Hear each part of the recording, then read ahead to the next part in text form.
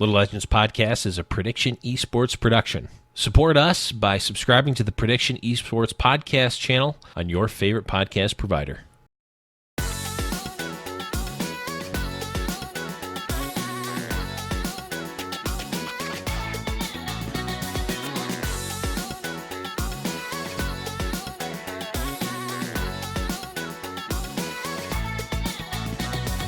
Hey guys, welcome back to the Little Legends Podcast. I am your host. I don't know why I'm talking at weird volumes, like just keep changing. I'm your host, Blevins. Joining me as always is Boop. How's it going, man? Better than you, apparently. And I say this because it's almost sounded like you forgot your name. Hello, everyone. Welcome to the Little Legends Podcast. I'm Boopadoo. And talking at different volumes. Yeah, exactly. No, the volumes thing is something that I don't know why I do. I just like keep doing it, and then I come back in. It's like a William it's part Shatner of your personality, thing. man. I don't I'm want glad. it to be, though. But if you talked like this the whole time, then I'd it get hired by NPR. But now man, it's time for the Little Legends Podcast, and we're going to be talking about Teamfight Tactics. Yes, and Teamfight Tactics has really taken off. That's Ira Glass. That's American Life, dude. Hi, this is American Life. I'm Ira Glass. We're gonna be talking about Teamfight Tactics. I don't have Fred Armisen. Obviously, does it better. You have to do like 3 words and then stop. That's how he does it. That's this American Life. Yes. Well, that would be a really good halftime show for all of our Twitch viewers. An Ira Glass interview. That'd be great. But we got to talk about TFT. Yeah, that might be the most boring thing I could imagine.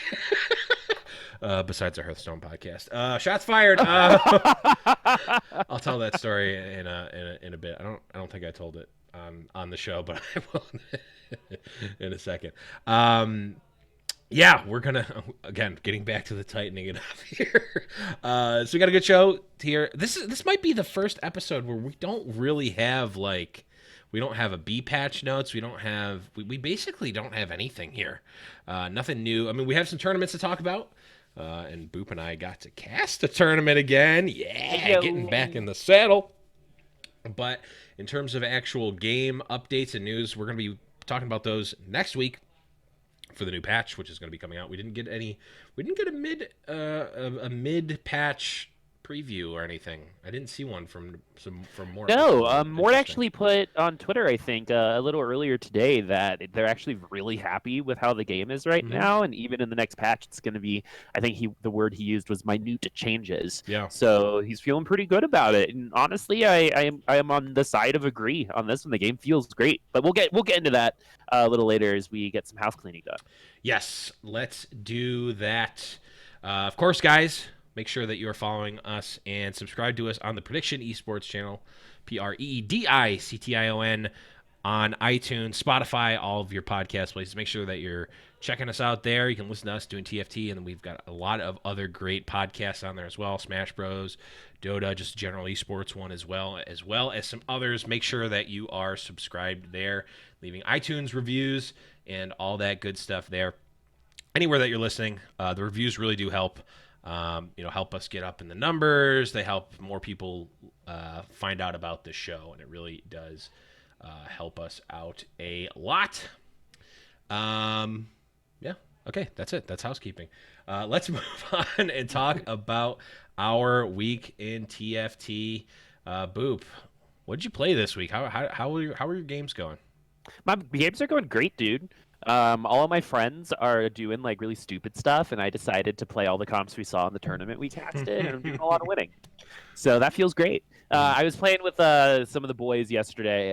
Kenobi was there, and I think I didn't finish anything lower than third, which feels good. But yeah, I was running. Kenobi really wants me to talk about this.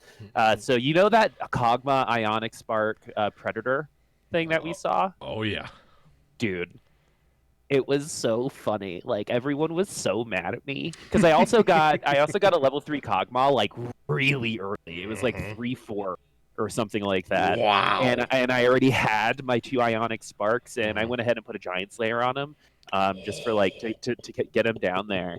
And then I even was like stupid because you want them to use the ults, but I went with the poison build. And so like what would happen is like it was poison predator, and then by the time they actually got to use their ults, they were already down to like the execute level, and everyone just kind of died. I won the game with 89 HP remaining, and everyone was pretty upset, and it was something that we moderately talked about never playing again if we're playing with each other.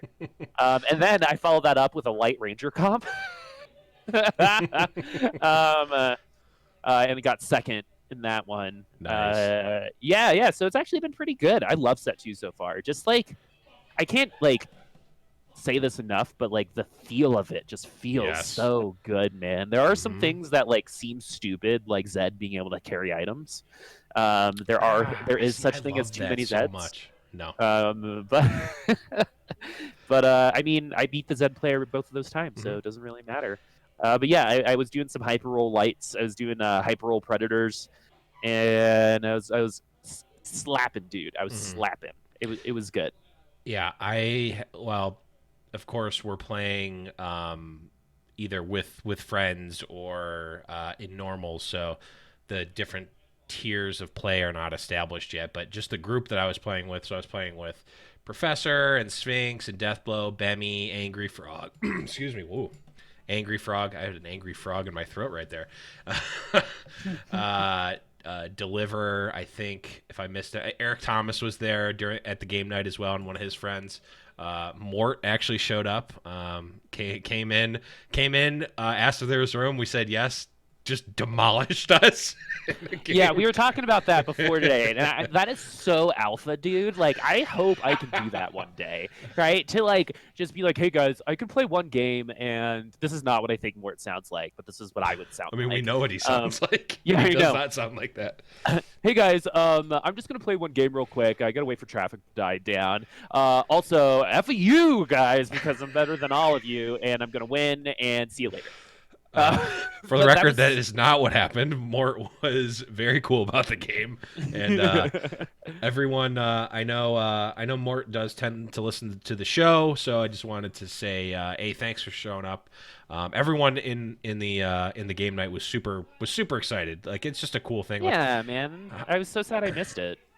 All I'm saying is I've done a lot of different podcasts for a number of different games, and I've never played a game with one of the game developers, and I've certainly never. I mean, I had played with Mort on his stream before, but I certainly have never played a game where the game developer saw that I was online, came into our lobby and was like, hey, do you have room? Can I play? Like, that's never happened. So that was just a really cool experience. And yeah, you take it and run with it, dude. It feels good. No, you deserve it. I mean, it has nothing to do with me. I just think it's really cool. That's right. It's all about me. You're correct. Yes, Thanks for giving me the credit. Boop, because Appreciate it. Yes. Yeah. Because I was there and everything. Because Mort saw that I was friends with you on Riot and was or on League Client. Was like, oh, he knows Boop. I can. He's cool. Yeah. He gets the card. Yeah, that makes sense.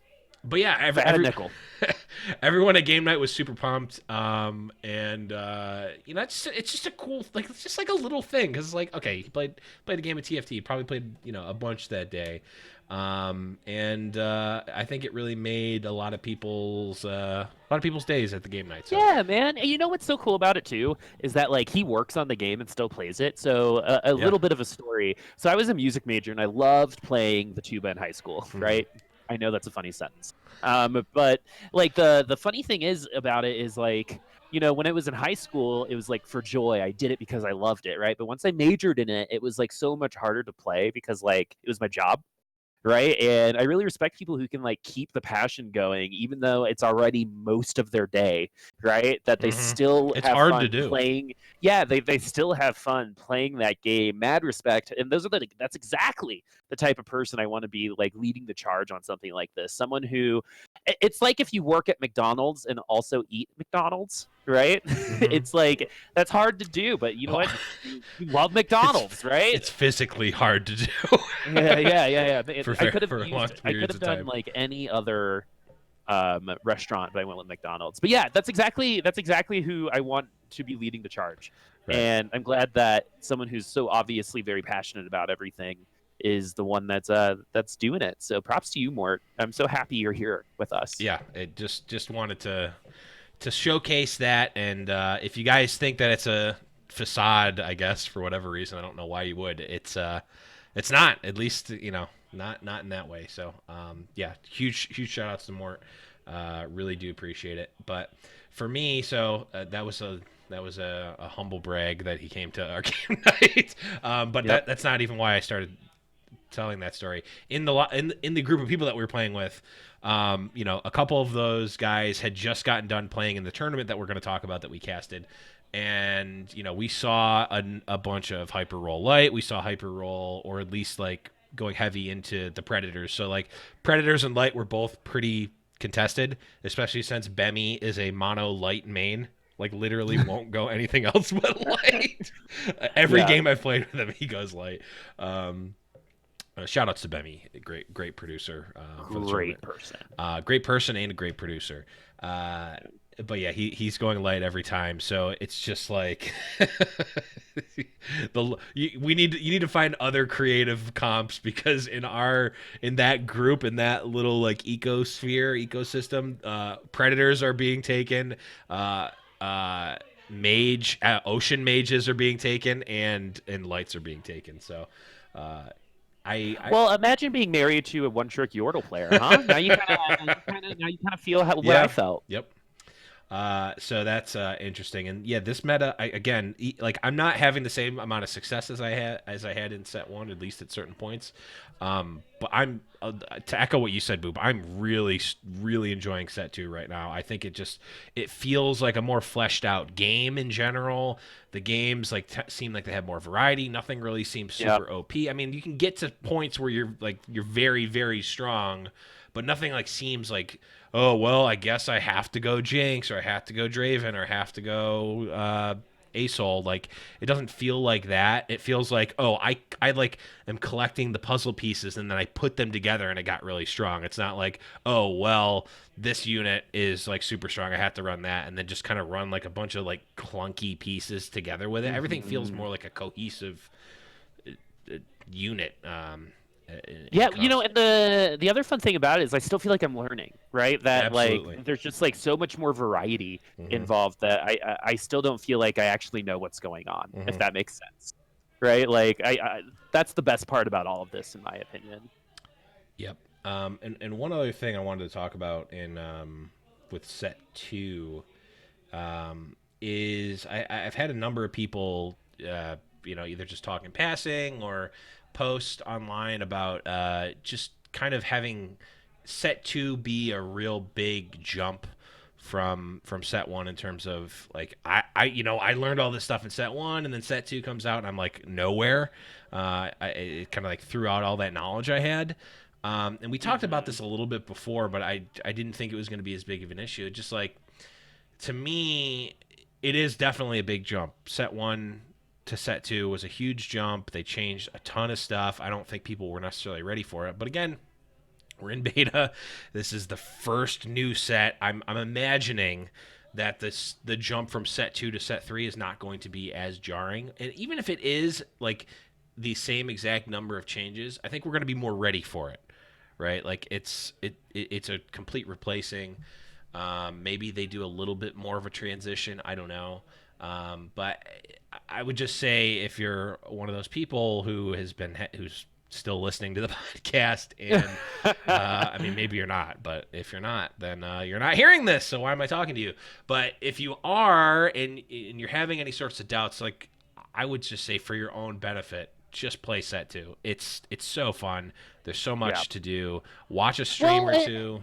It's just like going into a new game, right? This is the best kind of place to start, right? Because everyone is feeling that. That's the thing, right? So, not everyone. Maybe people like Sphinx Boy and the professor and Mort himself probably aren't feeling that huge of a change. But everyone, it was kind of a way to level the playing field a little bit. That's something that we talked about in the past too. It's this is a great time to start. It's a great time to fail, right? We still have a whole week of no ranked, and like try things out. Like watch some of these tournaments. Everyone's in the same spot, and yeah, like things are a little different, but do you want them to be the same?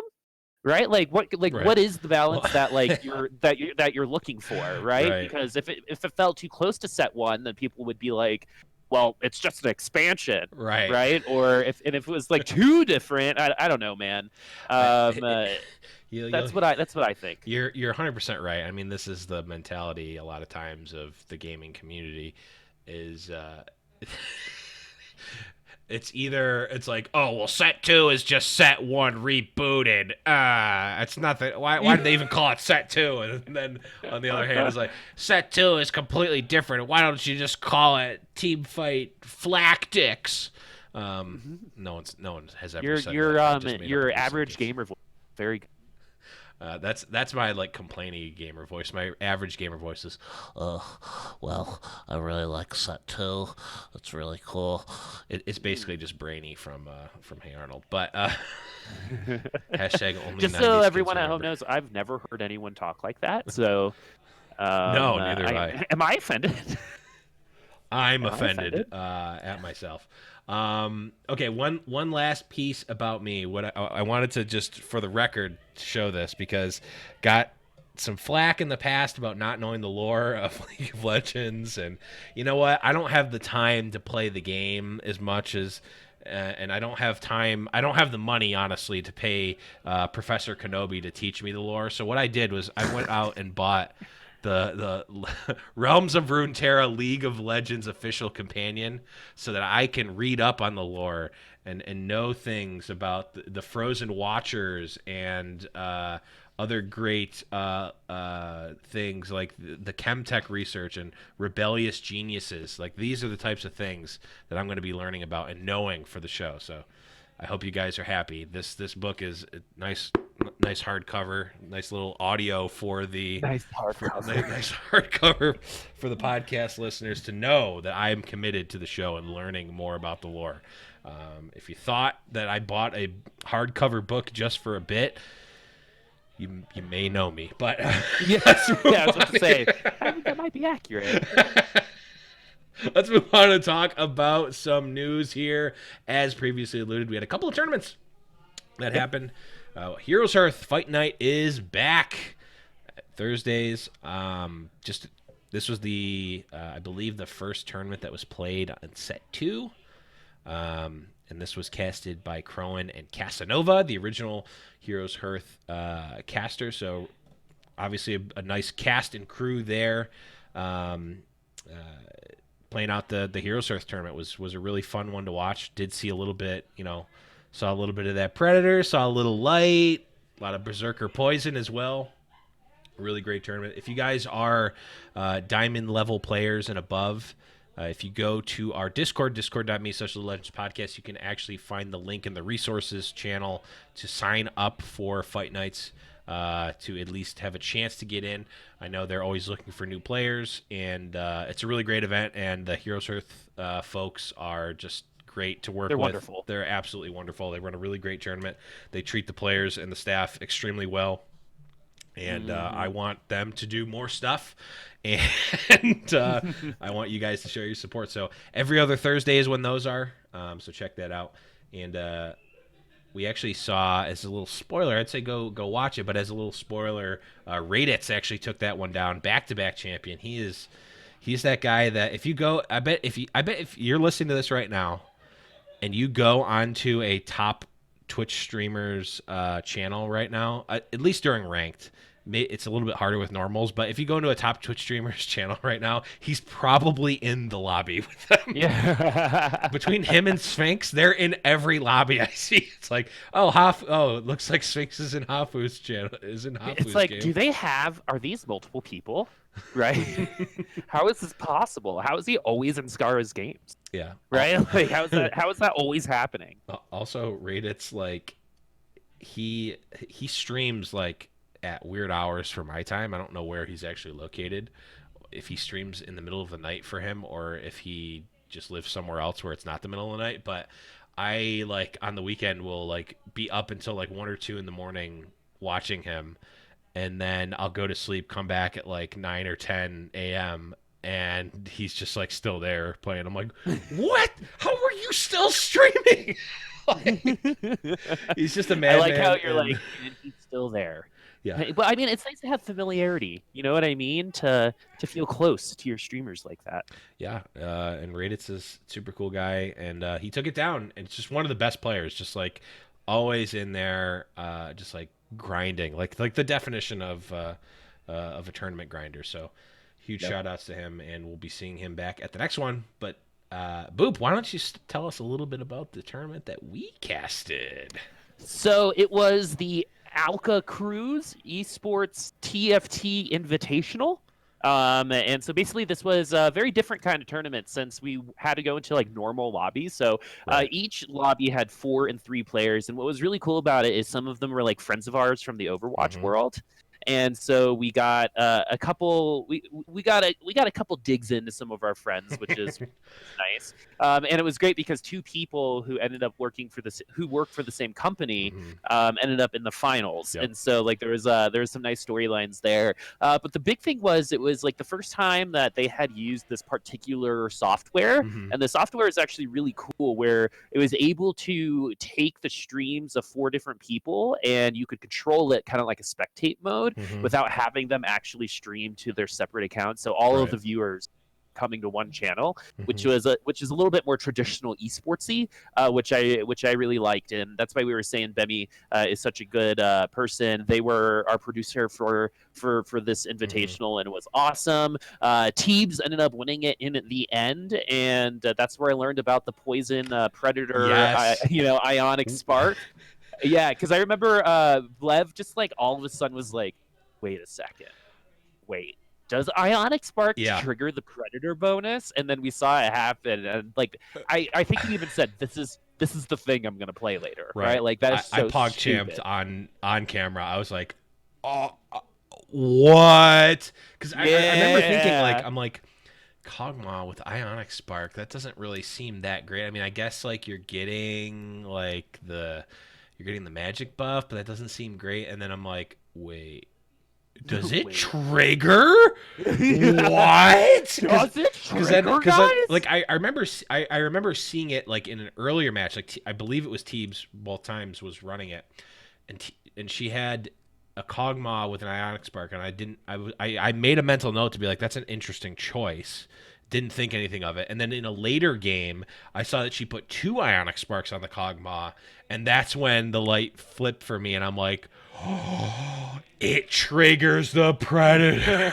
It's so good. It triggers. It was such a great revelation, and then of course, Professor messaged me afterwards, and it's like also Ludens triggers it, and Ionic Spark, Static Shiv also triggers it. So really cool. I mean, we're seeing it. It's a little bit more meta now. I think it was a little, kind of going into this tournament. I think Keen, I believe it was either Keen or Solus. I don't remember which streamer kind of like popularized the you can get like a tier 3 Rek'Sai, tier 3 Kog'Maw, like all of those units are all like 1 and 2 costs. Like you can get it pretty strong. Yeah, so I had a tier 3 in this game, and I ended up getting a 3rd Ionic Spark, and so I was like, I'll just put it on the Skarner, why not? Yeah. And Skarner never died, because I always forget that shields are affected by AP, right? And since it's a large rod plus the spark plus the Negatron cloak, it was like huge shields. I had never seen a level 3 Skarner before, because like why? And so this is why. No, it was so much fun, man. But not for everyone else. It was for me. I think I won like 16 or 17 games in a row. But I had a blast. Yeah, I love that comp. It's just now it's. I mean, this is almost like this is the push and pull of TFT in general, right? In your lobby, like you were the innovator of it in a way for the lobby. It's like you got it, you ran it, you knew how to do it, you crushed with it. I tried to force it. Like I'm like, nope, putting the blinders on. I'm picking the Rek'Sai off the carousel and I'm going for it.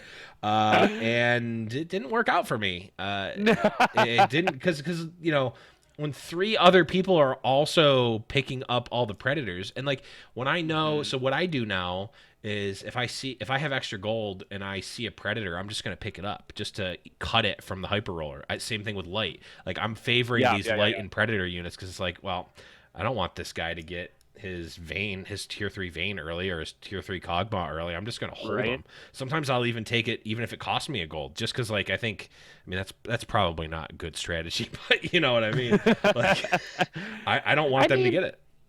Well, yeah, that's the big thing, right? It's just like how are you gonna keep other people from getting it now too, right? Because if you get the ionic sparks, like why wouldn't you? Like if you got 2 cloaks and 2 large rods, like you gotta go that comp, right? Yeah. Early on, so it's just a matter of, do I want to fall victim to this or do I want to run it? I think it's gonna go the way of kind of like it's got to get nerfed. Like ionic spark has just been such a hard weapon or hard item to balance ever since the beginning. Same thing with Shiv, just like passive bonus damage, right? And they put something like Predator in there. Like there's just like there are a couple things that I'm like, huh, is this balanced? But then I run the same thing and it like falls off super late game, right? Like there are people who no hate to the people in my lobby, because they're my friends. So I guess hate.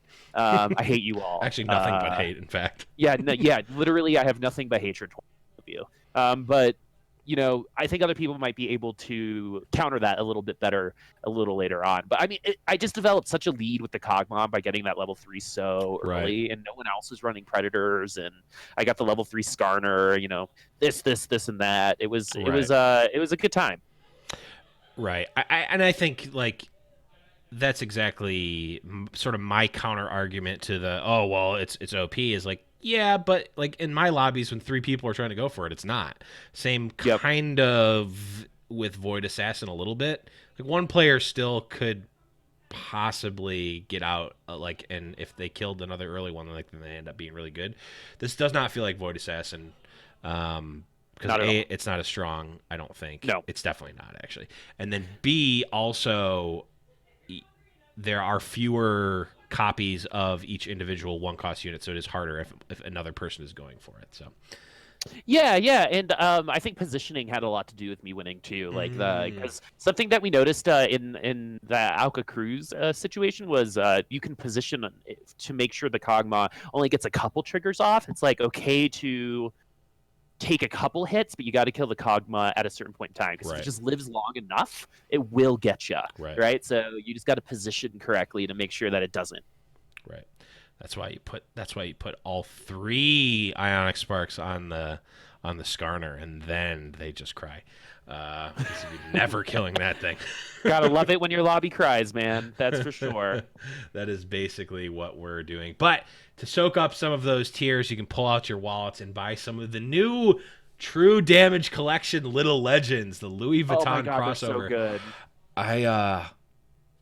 I don't know if I want to say on stream how much money I spent on those eggs, but all I'll say is that I have a tier 3 at least of one of each of the 3 of them. So you can either say that I got really super lucky and only bought what would the minimum be, 9 eggs. That's not the case. I may have multiple choices. Well, okay, so like I remember seeing that video and being like so I can't eat gluten, right? It was like the same as when I see like a donut, right? It was like, oh my god, like my face started getting hot. You know what I mean? And like I had to like grasp the table, and I was like, I'm gonna spend so much money on these eggs. And then, like, I was playing with in that lobby, and Kenobi has one, and it plays Giants, right? Which is like a bot, by the way. And the funny thing is, too, it was like, oh, I'm gonna buy them right now, and then the store was broken, and so I was like, thank God the store is broken because I'd just straight up be poor right now. If that wasn't the case, but I'm probably gonna do exactly what you did, dude. I am probably going to buy like 15 to 20 eggs because I want a level 3 too. Yeah. So I think I've played with all three of them, and I've tested out the emotes, which of course is my most important thing, Of is what course. their emotes are. So which one of the three is your favorite? I like the one with the long sleeves. Hmm. I don't know The the one that names looks of kind any of of like a them. cat. I don't know their names. I know the But one. I. One is Kiki. That's Oh. that's one is New Kiki. little That's the legend. little. That's the one that TFT. is Kiana, the Kiana one. Okay. Yeah. Yeah. Yeah. Yeah. Yeah. Yeah. Yeah. Then Yeah. Yeah. there's the one that I call the Lucio one, and then there's the okay, yeah, Kiki, Osea, and Melisma. I don't know which one's which. Kiki is the little cat, is the mouse. Okay.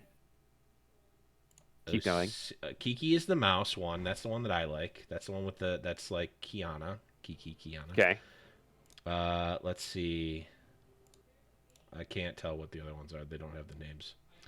I think I like all of them. Can I say that? You Like they're can. That's a all. cop out answer, but you can say that. I know it's a cop out answer, man. Like Which one are you hey planning on everyone. using first? That's what I'll say. Okay. If you It's had like the it's just level like a three of straight your up goofy choice. choice, dude. I would probably go with. I'm looking at him now. I think I'd go with Kiki. It's a good one. Yeah. Kiki has good emotes too. Yeah, The Kiki's got good energy. the cool thing is that all of them have at least one emote that has like a little like it has music associated with it. Yep. Like it will play a little bit of the true damage music, which is like, Giants. It's a bop, dude. Have you listened to oh, it? it's a bot. I thought you said it's a bot. I didn't understand what you said. You're like Giants, which is a bot, by the way. And I'm like, I don't know what you're talking about, but I'm going to go along with this. No, no. Giants is Yes, a. and It is such a good song. I love it. I did not. I did not know that was what it was called, but I did watch the World's opening ceremony, which was insanely good. It really does make the Super Bowl halftime show look like actual garbage. Like it makes it look like a like middle school like band recital. Like it is just It reminded unwatchable. me of like the Olympics. Right. You know what I mean? Like it was like up there with an Olympics opening ceremony. And Hmm. I used to actually work in that industry. So when I say I worked for a game company, that's kind of underselling it. So we did like a lot of like interactive technologies. So being able to make that work and interactive, the projection mapping involved, like that stuff was like really hard 10 years ago, but now, I mean, it's gotten so popular that a lot of people have been able to get really good at it, so it's Hmm. become cheaper too. But that probably cost them at least a couple. Like, I mean, that's got to be closer to the millions, right? Yeah. Because they had to have all of those people record those videos, right, Oh for yeah. each one of the spots, right? So you're paying the artists extra money. Hmm. This just the scrim, just the screen. I don't know if you noticed the big square screen Hmm. surrounding the stage. That's a ton of money, Right. right? And and the fact that like it was like a rehearsed dance and stuff, like Oh that was yeah. only All that was only a choreographed. thing you like saw like on America's Got Talent on like a super small scale. This was probably one of the biggest scaled interactive 3D performances that I've ever seen. And it just goes to show that you don't need the glasses. You know what I Right. mean? Like, imagine if like they're like, all right, put on your 3D glasses now. And you're Right. like, no, it takes you out of like the whole thing. But it was beautiful, man. That stuff is Yeah. hard to do. Someone had to animate all of that and then put it together with the music, together with the choreography, Hmm. and have all the artists be there and record everything. Like that opening ceremony made esports better. Absolutely. Like I don't know if Overwatch could just throw Zed up on a stage and play a couple songs anymore. Well, I don't think that they should have done it this year, but I have differing But there's opinions of like that. but there's like there's like something to strive for now. You know what I mean? Absolutely. Like it's like a big deal what they did. They made esports Th- like they gave it the pageantry that I think a Right. lot of people in traditional sports are used to, but they to see that for a gaming event, I think could change a lot of people's minds. Right. That music and the pageantry, like you said, is really like a common divide between, or a common, not common divide, but like a common piece between traditional sports and esports that everyone can understand. Like it's not like, oh, well, that's just like video game stuff and people up on a stage. It's like, no, that's just actually a performance, and it's better than the one Yeah. that you're doing most It of was the like time. closer. It's like why you like going to Cirque du Soleil, right? Do I Right. know anything about Cirque du Soleil? No. But when I go, I'm like, yeah, this is awesome, right? Like Hmm. I don't have any information going into this, right? But this is freaking cool. Yeah, I understand and And appreciate what's going on. yeah, and I think you can like you saw that opening ceremony, and you're like, wow, like you just saw the dollar bills. And when the trophy opened up, Oh, that that Louis was Vuitton trunk. Oh, yeah, and it just like oh, opened up and yeah, like I bet the whole time that's all anyone was thinking about during that performance was please have the box open. Please have the box open in time. Please have because right. that would have been like the one thing that could ruin it all. Right. As if And they had to everything have someone like go up and open it and then like clunkily pull it out. yeah, exactly. Because you know esports and holding trophies. Oh, It's a yeah. very interesting relationship. Right. Especially during the StarCraft days when they try to get the get the winners to open champagne. There's a there's a really funny like video on YouTube of a compilation of all the StarCraft winners trying trying to open champagne and like one of them knows how to do it. Wow. Yeah, it's hilarious. And like them trying to hold the trophies, like there's it's kind of a thing, which is weird. Yeah. But no, man, that was good. That was good. But I Yeah. want that pageantry to stay in all of esports, and that's only going to help TFT as we bring it back in the end. Because if Riot's brand gets noticed, then TFT Right. will too. And we'll talk about it a little later in our opinion pieces. But Yes. I think like the thing about TFT right now that they're striving for, and the reason why Step 2 is so different, is they needed to make this feel like another game as opposed to another game mode like ARAM, right? You can't Right. like you can play ARAM. ARAM's fun, but ARAM's fun because there's League of Legends. Like TFT can be Right. fun without League of Legends, in my opinion. Oh, I mean, it absolutely. was because auto I mean, it battlers are is. just awesome. It is for. I mean, it is for a lot of people, myself included. Like, I'm not in. I'm not playing League of Legends proper, very much at all. Yep. So it Yeah. is irrespective of that, honestly. And Um, so now that we're like moving towards a point where it feels like a fuller experience, it's expanded. There's more space. The characters look better. There's more strategy involved. The balance is actually pretty great right now, Right. right? They've got to make TFT feel like its own thing, or else it's going to fail. And when League does that, it shows that that's the kind of stuff that's in the back of their minds. Because I am still worried about when Legends of Runeterra releases based on the player base. But other than that, like I'm feeling pretty good about TFT in general. The auto battler scene seems to be pretty good, right? Doesn't seem like it's going away. And I'm sure we're going to be seeing a lot of indie companies make some auto battlers. You might see like a random one come up and try to take over. But in the end, TFT is, I think, the standard right now. Yeah, it absolutely is. And we've seen some like indie companies try to make like clones like early on, a week before Underlords came out, there was probably like 4 or 5 like copycat type of auto battler, like mobile auto battlers that like tried to come out, and there's like a NetEase one as well, and like they just don't they don't compare. But yeah, I do believe TFT is the standard of quality for what it needs to be. I think it's TFT, Dota Underlords, and now sort of like Hearthstone Battlegrounds is like kind of like in even a different direction. They all have their own feel, and it's not like, oh well, this is just another auto battler with this skin on it, or this is auto chess with this skin on it. It's like these are 3 very distinct games. They all are in that same genre, and in the same way that like Fortnite and Overwatch and CS:GO are all kind of shooters, even though they're very different from each other.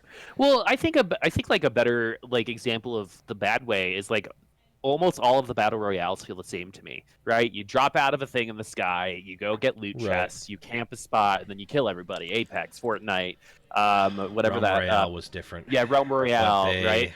They messed it up. They messed that game up. That was. I actually really liked Realm Royale. I loved Realm. I don't want to get into it because I literally get depressed when I think about that game. Turning into a chicken at the end was super fun. Anyway, but like all of those like have like the same concept, just like the other auto battlers do. But those 3 games seem more interchangeable than Underlords, TFT, and Battlegrounds. Like Battlegrounds is like totally, in my opinion, than everything else.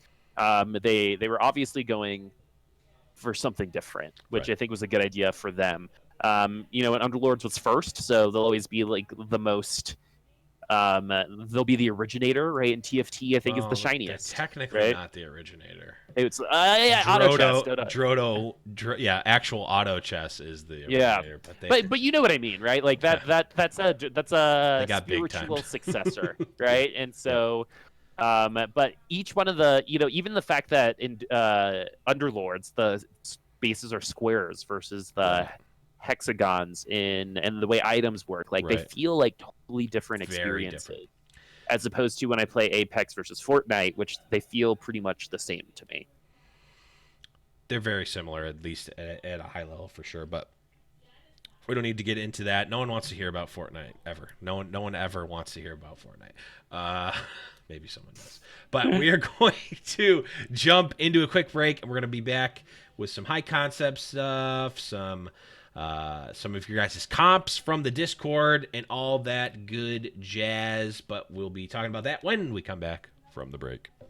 Guys, if you are liking the show, please make sure you leave a review on whatever podcast platform you're listening to. If you're watching us on YouTube, make sure you subscribe to us there. And you can subscribe to us and check us live on Twitch at twitch.tv/theblevins. Of course, the home of all of our content is at discord.me/Little Legends Podcast. Welcome back, everyone, to Little Legends Podcast. Hope you enjoyed the break. We are back and ready to talk about some stuff. We got some topics we got in here. We'll see how it goes. We'll get a little back and we forth. got topics. I mean, Welcome to this podcast. We got topics, folks. This episode's been pretty free flowing. We've just been kind of going with it. We don't have a patch to talk about yet. We'll have one next week, but we're just kind of going with it. So yeah, we're being philosophical. Philosophical in our nature. Yeah. Mm-hmm. Yes. You took that a little differently than I would have, but yeah, I don't I know where appreciate your going with commitment. it. Yeah. You got to commit to the bit. Got no transition from that. Nope. We got our Mort retort here section. Like I mentioned, Mort, again, shout outs for jumping into the game night, playing a game with us. It was really cool. One other thing that got confirmed by Mort on Twitter was actually from Kamer the Gamer. This was an interesting interaction that I wasn't sure of, because there's not a specific hierarchy of abilities and passive versus active abilities and traits. So one thing that Kamer was actually asking about is like, hey, does true damage, so like Rek'Sai's ability, go through Crystal? Because Crystal says you can only take 100 damage maximum, or 60 damage, whatever tier you have. But true damage says it's not done by damage mitigator. It ignores magic resistance and armor. So it's like, which one of these two rules trumps the other? And Mort did confirm that true damage actually trumps it, which is interesting. And I mean, it's just a good thing to know. But the reason I kind of brought it up is that one thing that we don't have for not for League of Legends, for Teamfight Tactics right now, is that sort of like hierarchical, almost like order of operations, like the food pyramid, right? Like the food pyramid, or like order of operations in math, or like, I mean, Magic the Gathering is very much it's very precise, and there's lots and lots of documentation and whatnot on like what works in what ways and specific rules interaction, so that in terms of the actual core of the rules, there's no sort of ambiguity. You know exactly what's going to work in what way, or you can at least look it up. Whereas in TFT, we don't have that. So it's like, right now, it's like, well, which one trumps the other? Let's just find out. So, well, it's kind of like when I had it in my head. Is it going to stay there? Force. No. It was Rage Blade, where it reads that it's stacked like infinitely, but then they're like, no. It actually doesn't. Right. We need something that's just like a clarification, because like I feel like in every patch they have something that's like clarify tooltip for this. Right. And if someone could just like be a doll and put that all together, that'd be awesome. Right. And I don't know what the actual answer to that is, because we're not going to have the Well, maybe we would, but I doubt we're going to have the comprehensive abilities interactions guide for Teamfight Tactics. It would be kind of cool to do that, Yeah, if but I someone wants doubt to that be a it's going to happen. doll Right. So, and create the comprehensive, you know I what? wouldn't. I would use it. If someone just wants to give me all the actually nope, I'm not volunteering myself for anything remotely like that because that's I can already imagine. I just like but before I finished that sentence, I just saw my life flash before my eyes, and it was just me around like surrounded by like in a library that was burning down and being like, why did I choose this? I don't What know. is this? Yeah.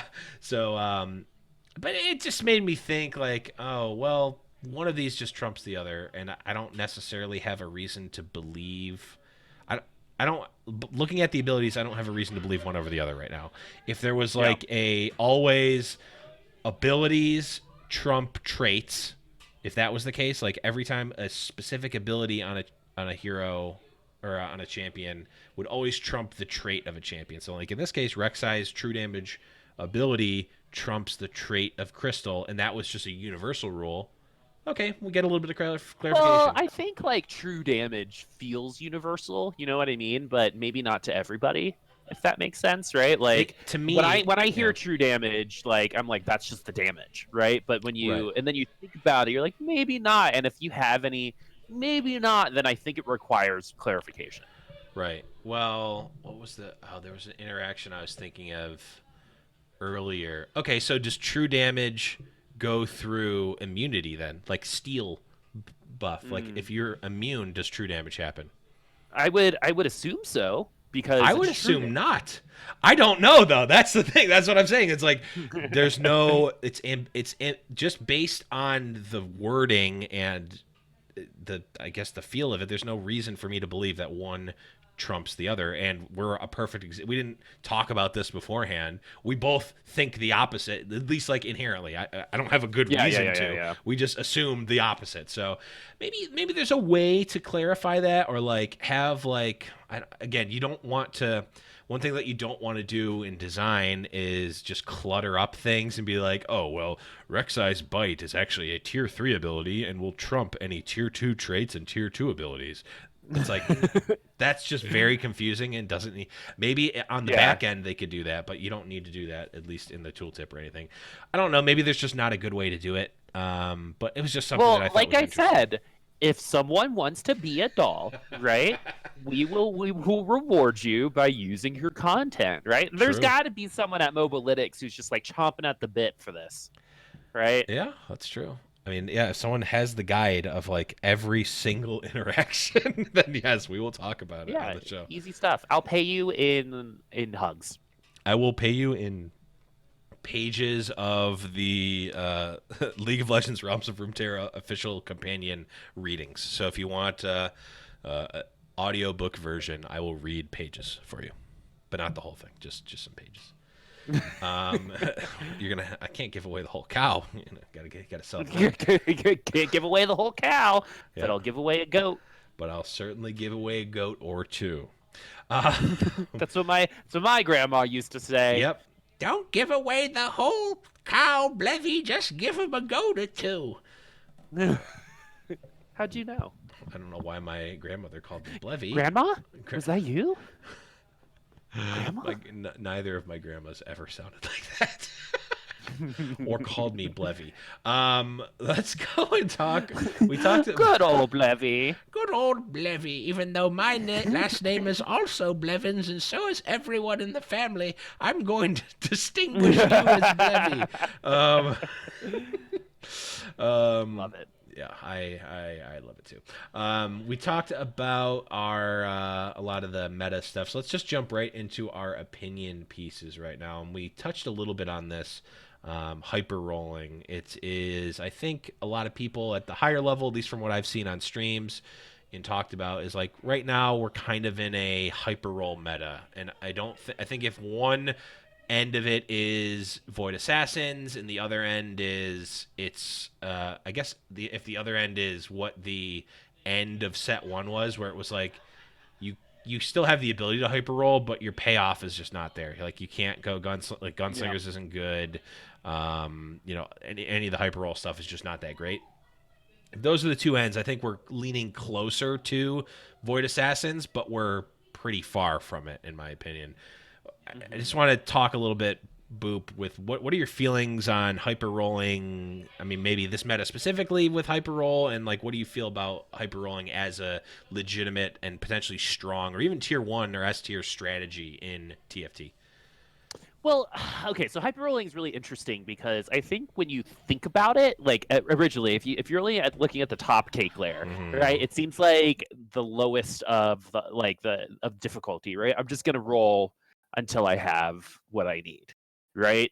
And I think some people do consider it like that, but in the end, is that really true? I don't think so, right? I think knowing when to roll, because everyone, something that we noticed during that tournament was a lot of hyper rolling, and like Right. before we would cast in set one and people would be sitting at over 50 gold like the whole time, right? But during this tournament, people would get to 50 gold and then just spend all their gold and then get to 50 and then spend their gold. But with the whole thing of transitioning being like so important in this particular meta, I think it's just a lot harder to just say, all right, I'm gonna hyper roll now. And in terms of tempo, I think it's more than I'm going to press this button over and over to get my comp. Right, I think there's a lot deeper strategy involved to it, and I think it's the most fun way to play. Like, who doesn't love spending money, Right. right? So, and when it works, it feels good. That's like the other thing about hyper rolling that I think people don't really think about is when you win, you want it to feel good, right? And when you hyper roll and you get everything you need, that's one of the greatest feelings in TFT, and that's something that you want to recreate over and over again. So, but when it's just that, that's where it's a problem, right? You do need that kind of diversity, but I think we have it though. I think we have it as well. I think that we're still very early in the meta. And even if hyper rolling is a good strategy right now, like I mentioned for my lobbies, like it will somewhat naturally quell itself a bit, I believe. The other thing I would say is that I actually think, just from my own sort of learning the sort of intervals and the strategy for hyper rolling, I think that it might actually be harder to do well than Mm, just like slow leveling and like getting to 50 gold and then only spend, only taking off the top and spending off the top of your 50 and like slow leveling up. I think that's actually a relatively easy thing to do. It's like, oh well, I've got 64 gold, so I'm going to spend 14 gold. I can buy a unit here or there. I can just spend it in increments of 4 and level up and do nothing else. Like, that's not yep. actually that hard of a strategy to figure out. It's like, sell your guys, get to intervals of 10 until you get to 50, and then only spend above 50. That's it. And then all you need to know is like Hmm. what your comp is. For hyper rolling, it's like, okay, do you need to int, because does your hyper roll strategy involve a specific item?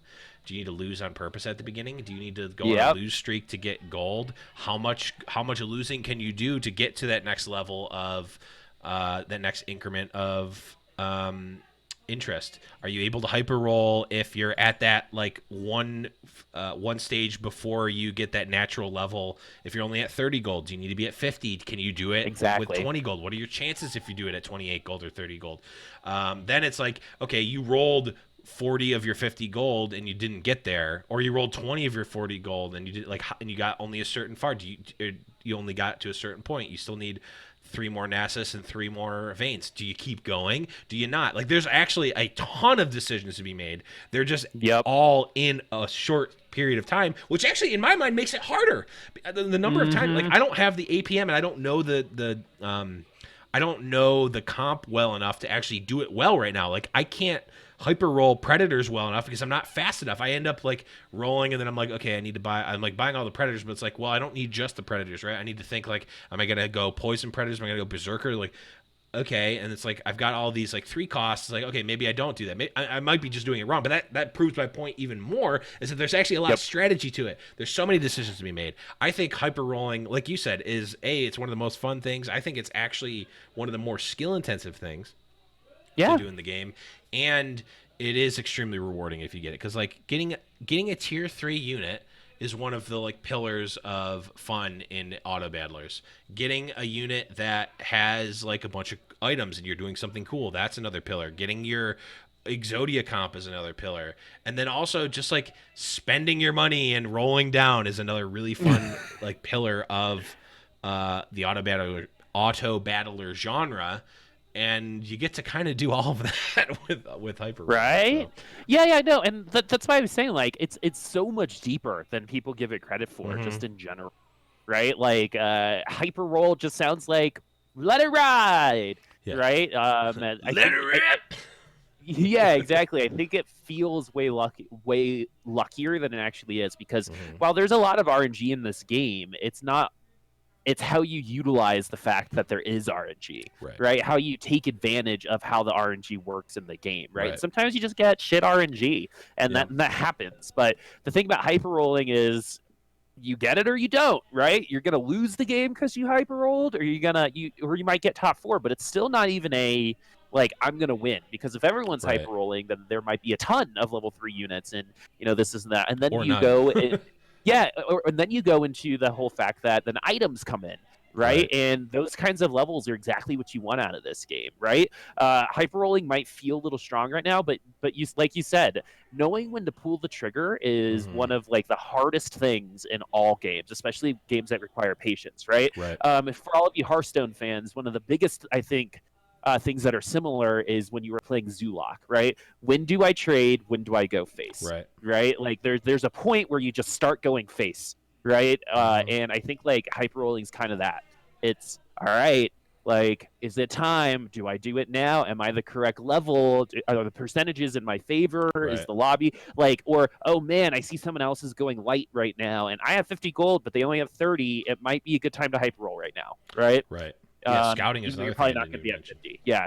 And so then you go for it, right? And I like the fact that the game helps people make that kind of decision, because for some people that kind of play is brutal, right? There are people out there who never pull the trigger, right? Right. Who just get like frozen in fear, and that's why they play control freak, or or some type of like control-y type of deck, as Right. opposed to one that you're going to have to one that you're always playing defense, right? And those that does exist in TFT, in the sense of like, getting to 50 gold, using XP down to 50, Mm-hmm. getting to level 7, and then hyper rolling like it was in set 1. But this time around, it's so different. Everyone seems to be rolling at different times, which I think is Right. like even more fun.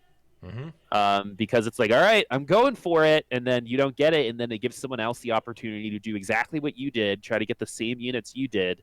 And with the changes in terms of hero, where there are less, especially level 1 cost units, like Mm-hmm.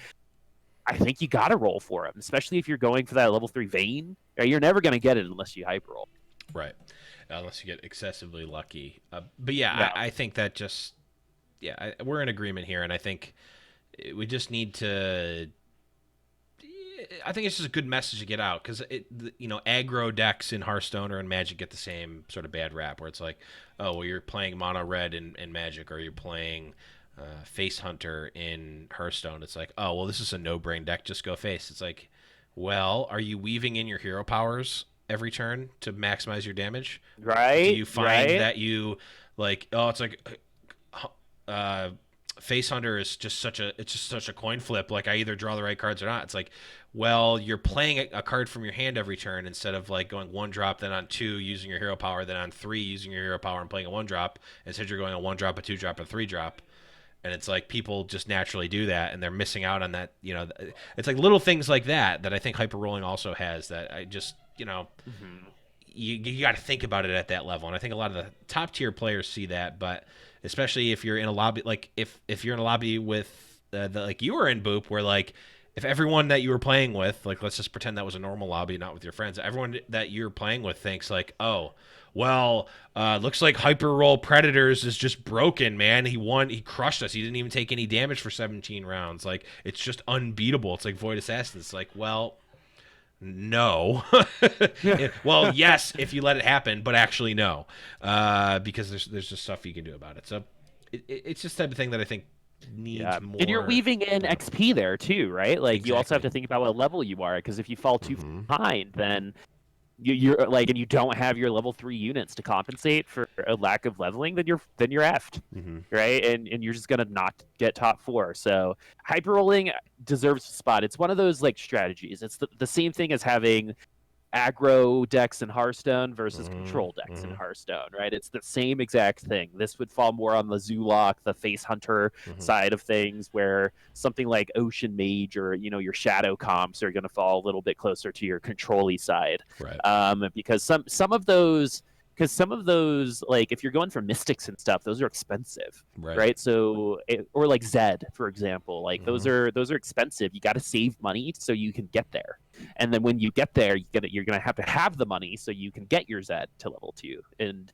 you're gonna have to play the game totally different, Yep. and you're just gonna have to beef it in the mid game while other people are hyper rolling and hope you Mm-hmm. just finish it off late game, right? Just like a warrior deck in Hearthstone, right? Absolutely. And that's why it's in the game, right? It's one of those things I hope is always in the game and should have its time in the spotlight, just like there was a phase where it was all aggro decks. Remember Mm-hmm. aggro shaman back in the day in Hearthstone? Oh, I Super sure do. toxic, right? With like those jades and stuff. Oh yeah, And Jades then and 4 mana 7/7s and 2 mana 3/4s yeah, and yeah, oh yeah, yeah, flame wreath faceless, and there was that, and then there was like a very long time, most recently, where it was all control oriented, and the mm-hmm. game like freeze mage is good, right? The Yep, games are 23, 30 minutes long, and right, they all get a chance to shine, and there's going to be someone on the other side that's like, I think there needs to be more of this, and it's like, yeah, cool, everyone's got preferences, man. I like apples,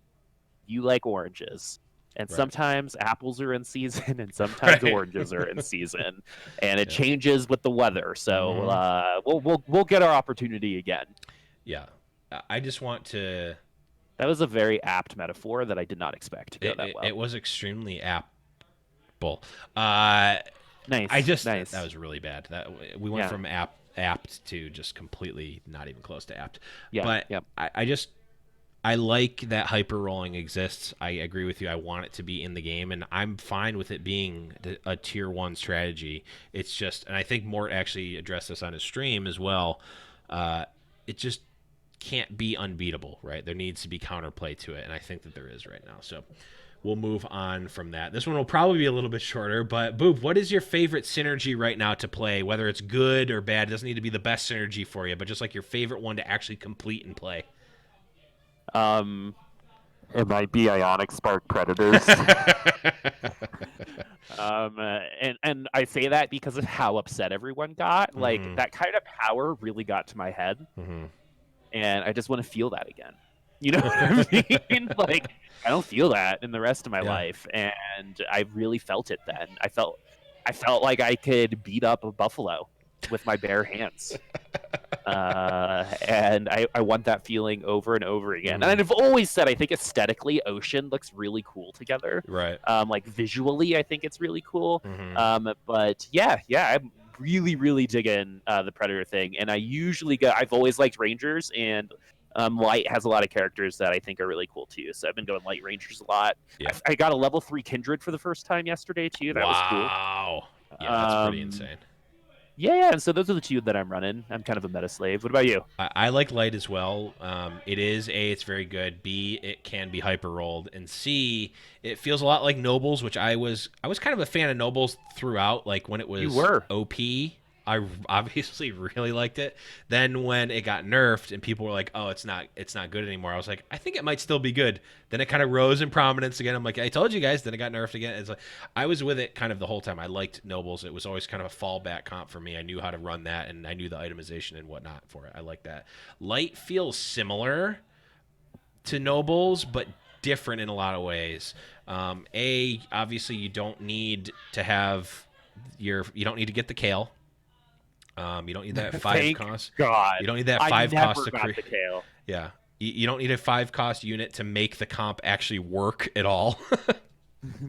And like you can build it differently with nobles. It was pretty much like, yeah, you kind of have to get like a Draven or a Jinx or something to like actually have your carry. And then like you can itemize the other units in different ways, but it doesn't. I guess it doesn't really matter. With light, like yes, sort of standard is to stack the vein, get some hyper carry items on the vein, but you can make any unit a light unit, right? Like you have the ability with the spatula to get a kindred to be light, which is insanely good. You can make Mundo a light if you really wanted to, and it feels different than nobles because the like you can change how you build it, and also depending on how the fight plays out, the build acts differently, right? Like if your Jax is the first thing to die, and then that triggers this, and that triggers this, and that triggers this. Like maybe your Vayne is your last one of this. It's doing super fast text. If the Vayne gets picked off early, okay, well then maybe your Jax or your Nasus ends up being your last unit, right? And you can so it's like, do you put all of your eggs into the Vayne? Do you put some onto the Nasus, some onto the Jax, or something else? There's just a lot of different ways to build it, and I think the best way is probably the Vayne, but I think that there's other ways to be explored. I think people are defaulting to okay, just put your Ranger sort of hyper carry AD items on Vayne, but what if you put items? You put on a Warmogs Soraka? on Nasus, man. Yeah, or Nasus. Like, what if you make unkillable Nasus? That's probably pretty good too. Yeah. Well, the cool thing about it is when you're watching too, Light, I feel like feels like you're behind a lot of the time, and then all of a sudden you're coming back, especially against watching Light versus Summoners is one of my favorites. Because I mean, I feel like Summoners might have a bit of an advantage there, but Light can totally take that. And we'll see how that goes moving forward. But I like the fact that you're coming from behind a lot, and that's just kind of how it works because of the heal, right? Like you want some of them to die, right? Because that's how you get your advantage. It's kind of like a war of some of them to die. Yeah. It's like a war of attrition at that point in time, right? Can you overcome the healing and win this game? Or is the healing just going to be a little bit too much? And it also feels like, even though it's strong right now and going up against it can feel a little frustrating, like I also feel like a lot of the good comps right now have specific counters too. And that's why, and this goes into our next question, is Mort mentioned that they really actually like where the game is right now. So the idea is, do you agree with that? Right? Do you agree that the game? I think the game is probably in one of its most balanced points ever, which I think is huge for them because it's a new set with so many different things. Right? Like there are some characters that are strong, but there needs to be strong characters, right? There needs to be carries, and I mean, when we were casting, there were a ton of different comps that we saw win. Right, because we saw that Predator comp lose a couple times, right? But in my game, it was absolutely destructive, and just the fact that the maps change, making other comps better. Like when you have Cloud, then all of a sudden Kiana is one of the best characters in the game. Right, and the whole thing about Lux is really cool, right? You might not ever find the right Lux, but if you do, then awesome, right? You're probably going to win. Especially if you have your Nico's help available with you. And so I think it's in a fantastic place, which is again why I think right now is probably one of the better times to start playing. It absolutely is, and I do think, again, I say this with a grain of salt and cautiously optimistic about it, because I'm not finding anything that's broken. With the except, there are some bugs that exist, but in terms of actual just balance and not bugs, it does feel like it's in a really good spot. It feels like I can run in any given game. There are 4 to 5 legitimate strategies that I can go, and that those are just distinctly different ones. There's obviously there's tweaks and changes within those. It's like, oh, do I splash a little bit of Mystic? Do I splash Cloud here? Do I do an early Mountain push or something like that? Like, do I stack a Mundo? Try to go tier 3 Mundo, which we saw in the tournament on a mountain map or something. It's like there's so many different actual comps that can get you a first place, which I don't think existed in set 1, because it was like, okay, you can at any given point, it's like, okay, you need to have hyper carry Drafen, you need to have perfect nobles, you need to have a stacked Gnar and 6 shapeshift or something like that. Otherwise, it's like you're going for maybe top 4, and there was no real there's 3 or 4 I can get first with this comp ones, and you knew relatively early on in the game if you were going to be even able to do that. And then it's like, well, I guess I'm just going to try to play for top 4 because I can't possibly win. But here it feels like there's a lot more possibilities to get first. And it could just be that we don't, as a community, we haven't determined the meta quite well The enough. min-maxing still happening. Yeah, the min-maxing is still happening. So I think it's going to get reduced a little bit. Some of these comps that I think are good now are probably going to get reduced in terms of viability, at least a little bit. But it feels like way better than Set 1 did at this point in its life. Yep, I totally agree. Yep. And so that kind of leads me into the next thing, Blev, and it's our last opinion piece, is where do we go from here? Right? Mort's very happy. We've talked about how this is a complete game, but if it stays like this forever, right, it's not... I don't know, maybe it'll be a good thing, right? But, like, what's next? What is, in your opinion, I know there's spectate mode, right? But in your opinion, in terms of game and gameplay, where do we go from here? Because it does feel like it's good, but we can't get complacent. What's the next step? Right. Next step is determine a not esports level, but a competitive play system. Is that a ranked ladder? Is that in-game tournaments that are played for whatever? Is it is it something else that I can't think of off the top of my head? We need that carrot at the end of the stick, right? Is it just a battle pass? That's all. I mean, there's many already established, versions of that sort of carrot to get people to keep playing and wanting to play, and incentivizing people to play outside of just the fun of the game, which unfortunately in 2019, with all of our warped gamer mobile minds, we need that carrot, or at least as a community want that carrot to keep There's playing. always going to be other options, right? And how are you going to make sure that the best option's still this one? Right, so we can keep doing this podcast, selfishly. Right. And so, because they're going to do it to themselves with Legends of Runeterra, right? So how do you keep people playing both games as opposed to just committing to one? I get it, man. Well, I know how they're going to do it. They actually did this new thing. It's called Riot Life, where if you sign up, you actually get 28 hours in a day instead of 24. Okay, yeah. JK, that was a joke. Yeah, it's part because we made Riot Game. Yeah, we made Riot Life, and we are donating 4 of our hours in our day. We only have 20 each, but you get 28 in yours. Congratulations, everyone. Yeah, it's gonna feel weird at first. It's like daylight savings time, but then you'll realize how you use it. But please don't use it for something stupid. Yeah, right. Like it can only be used for Riot games, actually. Yeah, we'll know if it's not. 1 minute of your life goes away for every minute it's not spent playing a Riot game. It's getting very dark and grim very fast. It's a curse. And I like it, but it's actually a curse that... all now detailed in the League of Legends Realms of Runeterra. It sounds like I'm getting sponsored to say this, but I'm really not. I just bought the book out of pocket. You have a whole chapter. I didn't even get it for free. I bought it out of pocket. Definitely not for a bit to actually read it. But I think for me, it's more so like, hey, and I say this a lot. I want to see TFT content creators get rewarded that aren't like the big five, right? Are you saying that because that's us? No, actually, no. I didn't even think about that until you just now said it. But yeah, like people like us, right? We're a perfect example, right? Maybe even the perfect example. Yeah, I mean, if you're listening, Riot, I'm talking about no, but like in all honesty, like there people like Sphinx that I think about when I think about this kind of stuff.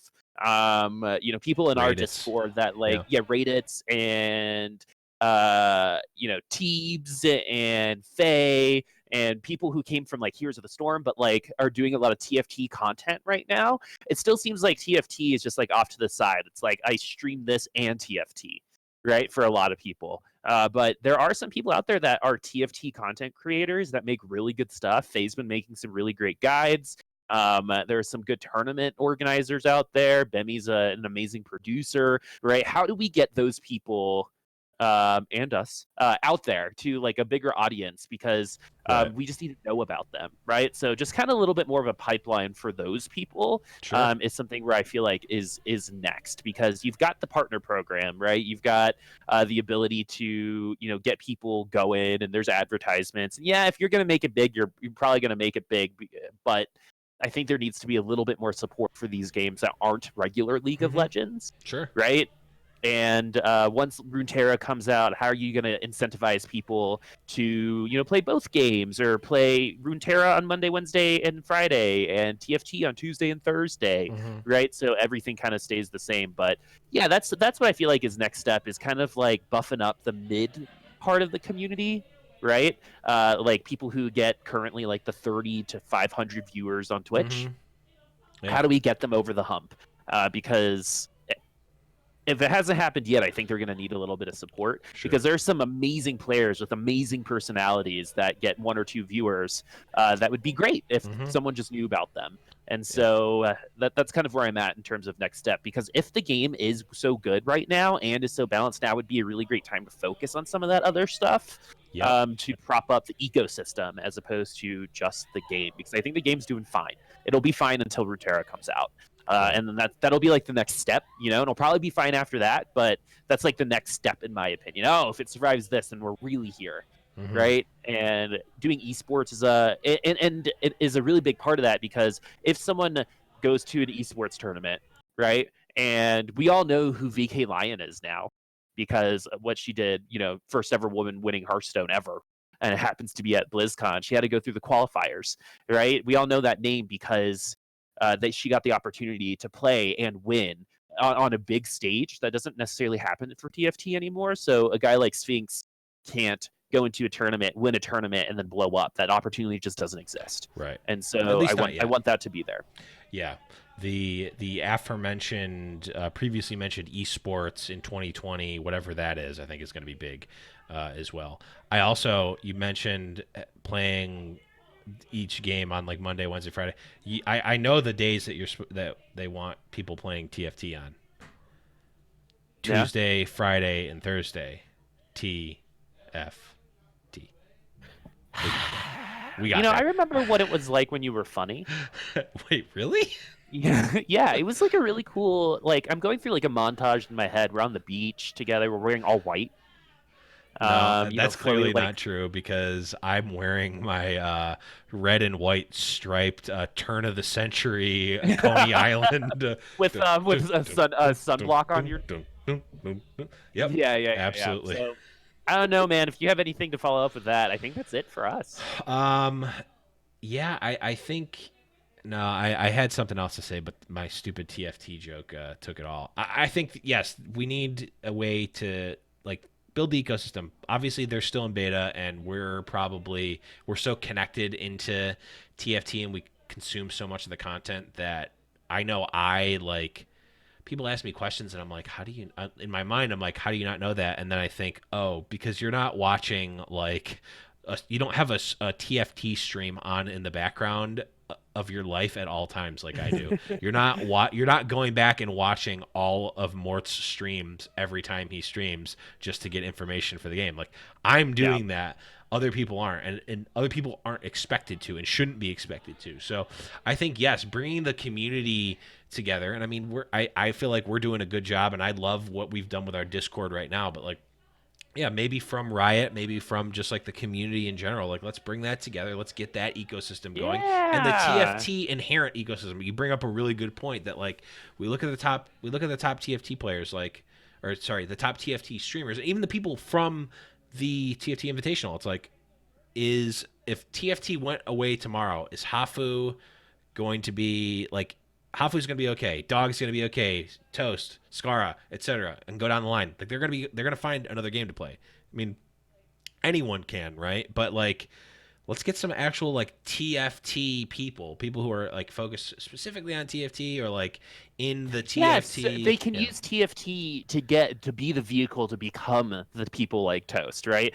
Right. They get well known through TFT, but then they can go on to other games and still be popular, right? Because I mean, that's what Toast did with Hearthstone. Right. That's what Dog did with Magic, right? So we'll and Hafu. No. Dog was Hearthstone too, but. Yeah. I'm still, Dog's not that good at Magic. But you know what I mean, right? It's that they were able to use those games to become those people, and I want I want to see the first TFT person become that, right? Like the Crowans out there could become that, or the I keep bringing up Sphinx because he's one of the best players I know, and Mhm. so and I would love for someone like him to become more well known because he is at that level.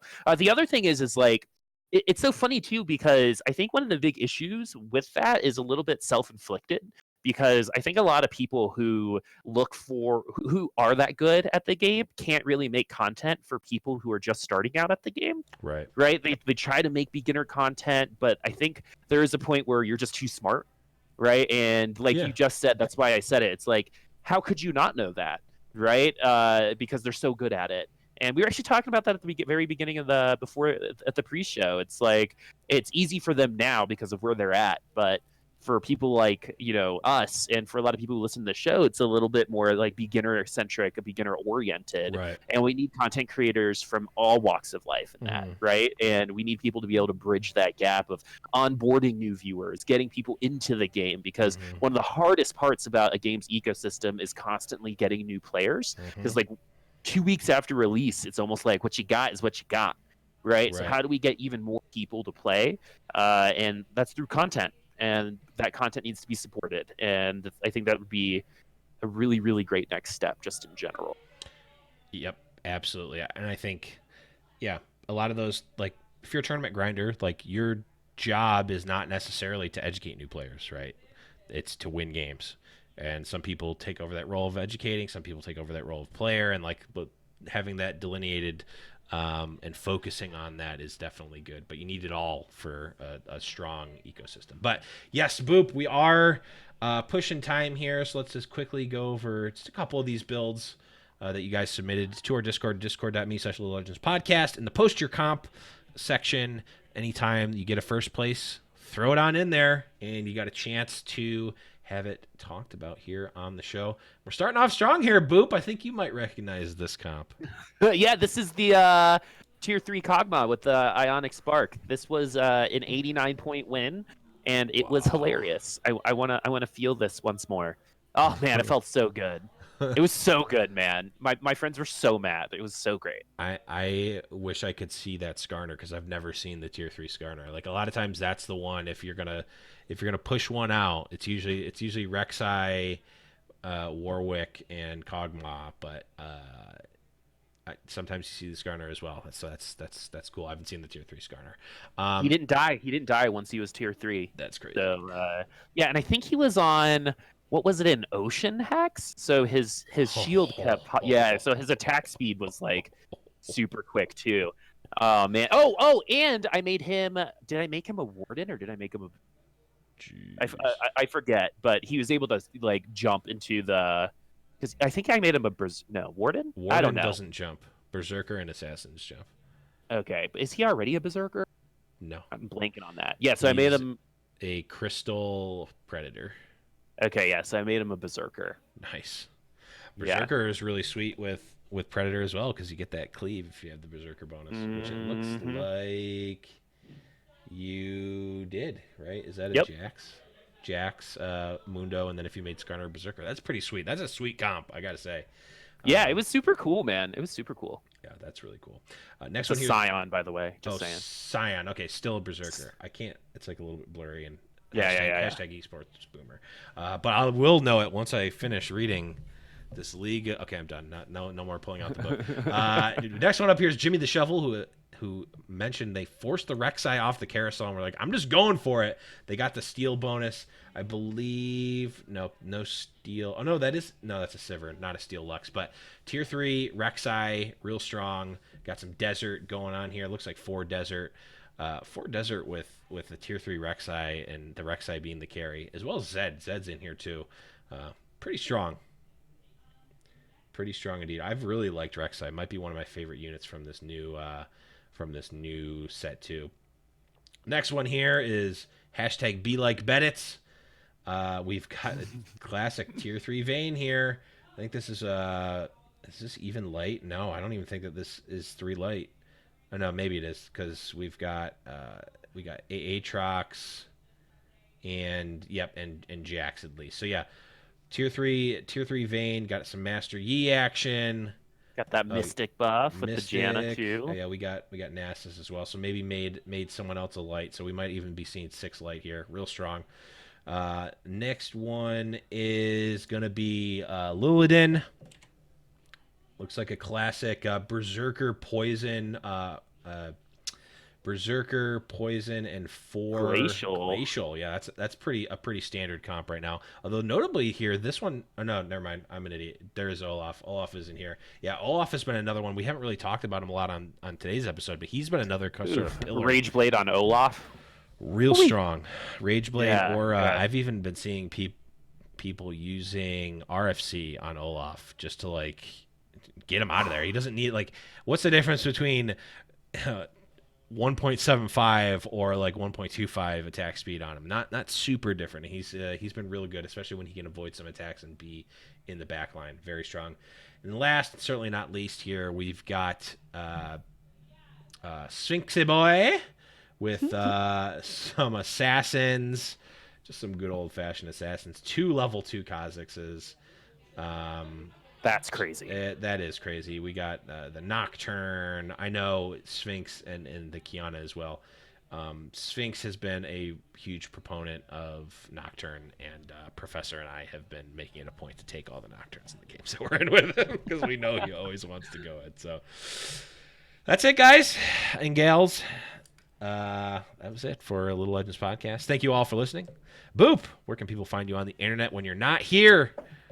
At Booposaurus Rex at twitter.com/Booposaurus Rex. Oh, yeah. You can find me at _Blevins on Twitter as well. You can find the podcast and everything on it. Discord.me/Legends Podcast. Join the community, guys. Let us know what you think. Talk amongst yourselves and with us. We're in there a lot. We're doing game nights on Fridays. All sorts of discussions going on there. You can find all the links to the shows there, but one that you're going to want to follow is at LIL Legends Pod on Twitter. We're always keeping up with what's new in the in TFT and all that good stuff. But thank you everyone for listening. Make sure to leave your iTunes reviews, and also huge shout outs to our $10 patrons, Angry Frog and Undead the Gamer. If you do want to support us on Patreon, we got patreon.com/Little Legends Podcast, and you can support us there. But that is going to be it. Thank you, everyone, for listening. Once again, for Boop, I am the Blevins, and we will catch you guys next week for 9.23 patch. And ranked! Let's get in ranked! Woo!